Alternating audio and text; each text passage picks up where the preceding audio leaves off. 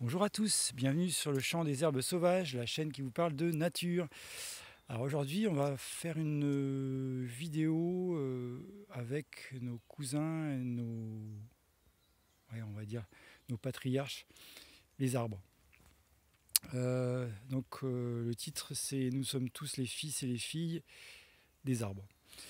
Alors là j'en ai un beau sujet là-bas, un joli chêne. Oui, il y en a plusieurs d'ailleurs derrière, magnifique. Hein. Il n'y a que ça. Hein. Voilà. Donc nous sommes toujours dans la petite forêt du château de Charnizet. Donc ce que je voulais partager avec vous, avec notre copain à côté, surtout, voilà, je fais un gros câlin. Les arbres. Les arbres, on leur doit tout en fait. On leur doit tout. On leur doit la vie, on leur doit l'eau, on leur doit les nuages, l'atmosphère, on leur doit la pharmacie, puisqu'en fait ils peuvent nous soigner. Il y a beaucoup d'arbres qui produisent des médicaments naturels. Alors d'ailleurs entre eux, quand vous voyez, voilà, on bascule vers la canopée là-haut.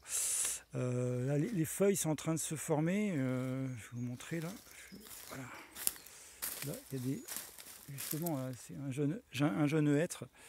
Donc voilà. Imaginez donc toutes ces feuilles là dans la semaine prochaine, elles seront ouvertes sur la canopée. Elles sont en train de, les bourgeons sont en train de débourrer. Et donc on a les scientifiques ont découvert qu'il y avait à peu près, en tout cas ils ont découvert pour l'instant 10 000 substances médicinales et chimiques qu'on appelle les phytoncides. Alors il ne faut pas se tromper, hein, c'est pas parce qu'il y a cide derrière que c'est des pesticides.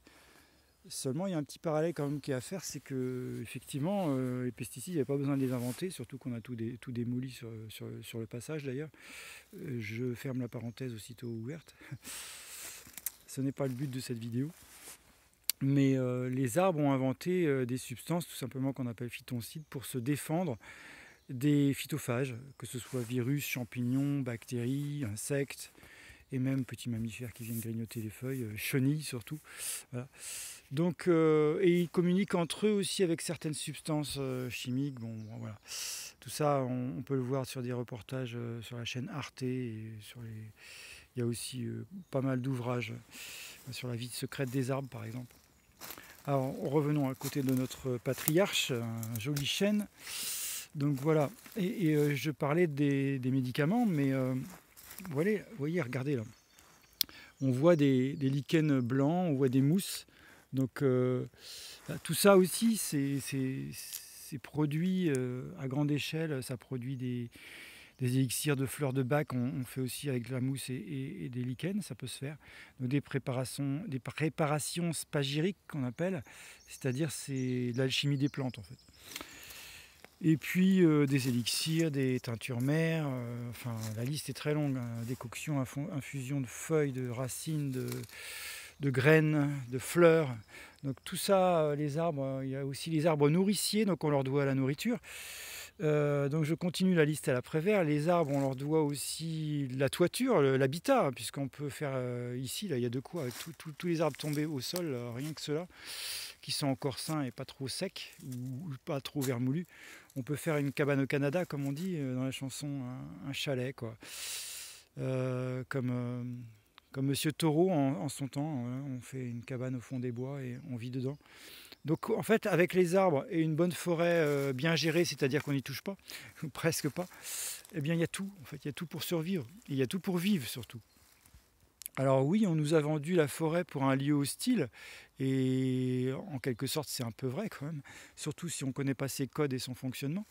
Par contre, si on est en osmose avec la nature et si on fait des bains de nature, des bains de forêt, vous savez, c'est un phénomène à la mode, mais au-delà de ce profit, ce fantasme, il y a surtout des bons sens à trouver, et le bon sens c'est de se reconnecter aux arbres en fait. C'est le but de cette vidéo. Donc on leur doit l'eau, je disais tout à l'heure, puisqu'en fait ils vont, par l'intermédiaire de leur système radiculaire, hein, tous les faisceaux de racines, ça fait des kilomètres carrés, hein, des fois sur un seul arbre d'ailleurs. Ils vont déclencher des bactéries du sol qui vont aller dans l'atmosphère. Et donc ces bactéries sont des véritables ferments pour faire des supports de gouttes d'eau, et elles vont fabriquer des nuages, ces bactéries. Donc l'arbre fabrique bien de l'eau par l'intermédiaire de ces bactéries qui sont dans le sol et avec ses racines, mais surtout donc il va créer un cycle de l'eau qui va se recycler et qui va revenir vers lui en fait. Et parce qu'en plus il crée des nuages avec l'évapotranspiration. Alors je vous laisserai aller chercher vos recherches, il y a beaucoup de documents là-dessus. Il y a des chercheurs russes qui ont fait des découvertes sur les rivières atmosphériques. Ça a été découvert d'abord sur les forêts équatoriales, l'Amazone, mais maintenant on en parle de plus en plus au-dessus de l'Europe, hein, parce que tout ça, ça bouge. Le climat est en mouvement. Hein.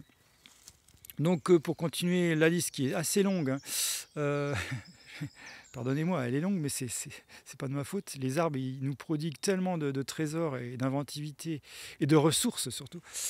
Donc voilà, ils vont nous créer aussi un climat relativement stabilisé avant qu'on y touche, n'est-ce pas?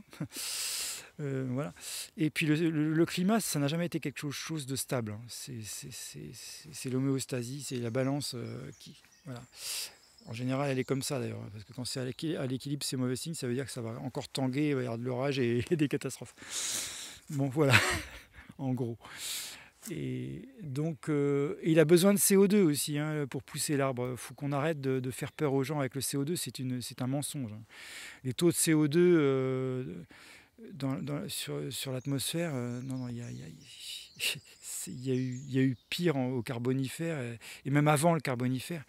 Donc, bien sûr que tout se dérègle, il y a eu beaucoup de taux qui augmentent par endroit, en tout cas, c'est très concentré dans certains endroits, dans d'autres c'est moins. Tout ça, ça s'étudie sur le temps long et sur la globalité des espaces et des biotopes, en fait. Faire des raccourcis là, pour inclure de la terreur et de la peur dans les esprits des gens, ça suffit, quoi, ça suffit. Petit coup de gueule au passage. Revenons à nos moutons, nos arbres. Parce que le jour où on entend un arbre faire baie, ils vont venir me chercher avec une camisole. Hein.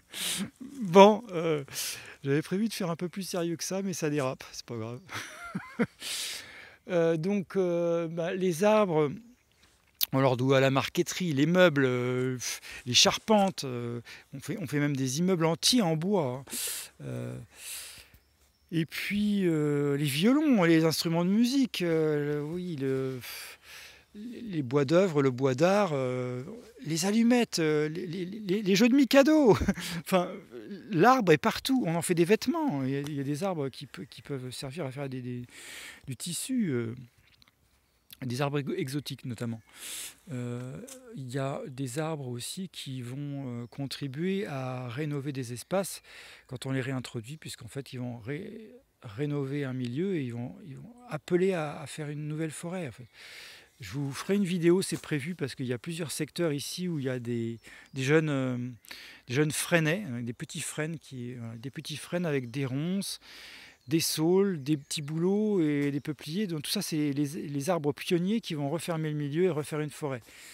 Voilà, ça aussi c'est résumé hein, pour faire court.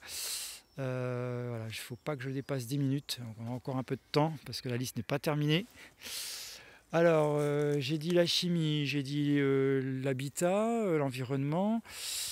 L'arbre aussi, il fait partie du paysage. Vous voyez, voilà, on va se balader en 360. Là. Alors, vous voyez, il y en a plein qui sont en feuilles au fond. Là. Et puis on voit des grandes sections là, de troncs tout fins. Tout simplement parce qu'en fait c'est une forêt, on dirait vraiment une forêt primaire en fait, c'est comme elles étaient autrefois. Ici, il y a des boisements qui sont naturels, enfin tout est naturel, tout s'est semé tout seul en fait. Mais pas forcément tout seul, parce qu'il y a des auxiliaires, notamment le geai. Le geai qui n'est pas protégé et pourtant c'est un bel oiseau très utile aux forêts. Hier encore, j'ai entendu un chasseur qui disait tous les ans j'abats un geai, hein, c'est ma tradition, il faut que j'en tue un. Mais au-delà de l'orgueil, c'est une bêtise. Alors, je ne juge pas la personne, encore moins le problème, c'est que c'est un triste constat. Le geai, il mérite d'être respecté. Ok, des fois, il va manger des oisillons, des petites mésanges ou des petits passereaux. Mais c'est parce qu'il va avoir faim, parce qu'il n'aura pas mangé assez de graines ou de glands. C'est sa friandise préférée d'ailleurs, c'est les glands, les noix, les noisettes. Mais justement, en mangeant toutes ces graines d'arbres encore, le geai, il va